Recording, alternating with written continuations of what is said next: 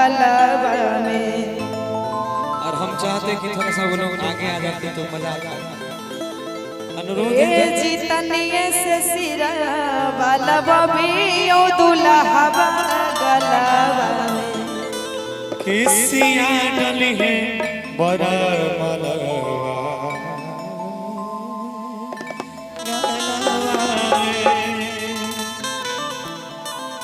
असर हो रहा है कुछ कुछ उधर का कितनिए से सिरा वाला बबी ओ दुल्हा गलबा में। हाँ गलबा में सिया डली है बड़ा मलवा गलवा में। सिया डली है बड़ा मलवा गलवा में।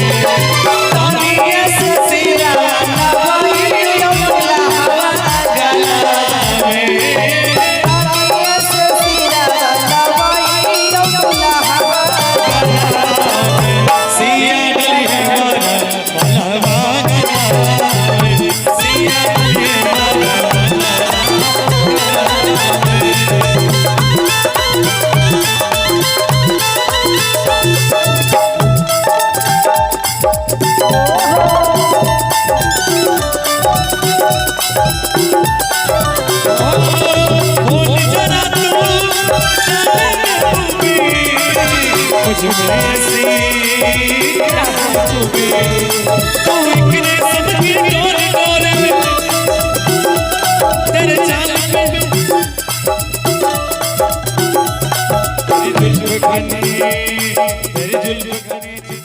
चोर मत हो सकता तू चीज बड़ी है मस्त मस्त तू चीज बड़ी है मस्त तू चीज बड़ी है मस्त मस्त तू चीज बड़ी है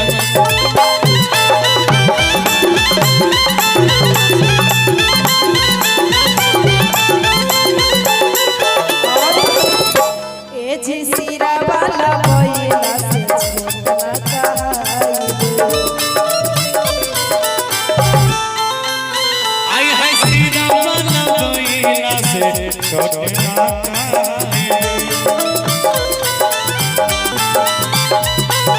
ससुरा में तहर खूबे बड़ाई।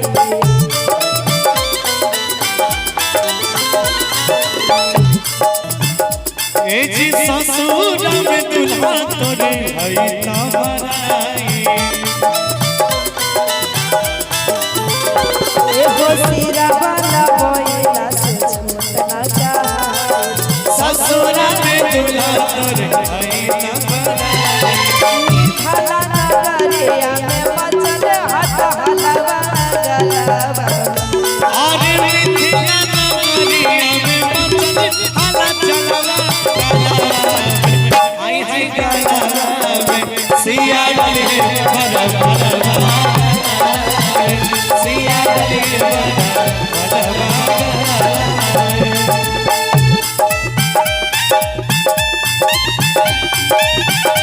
और मेहरा सजन मेरे हाथों में चूड़ियां और मेहरा सजन तेरी दूरियां मेरे हाथों में चूड़ियां और मेहरा सजन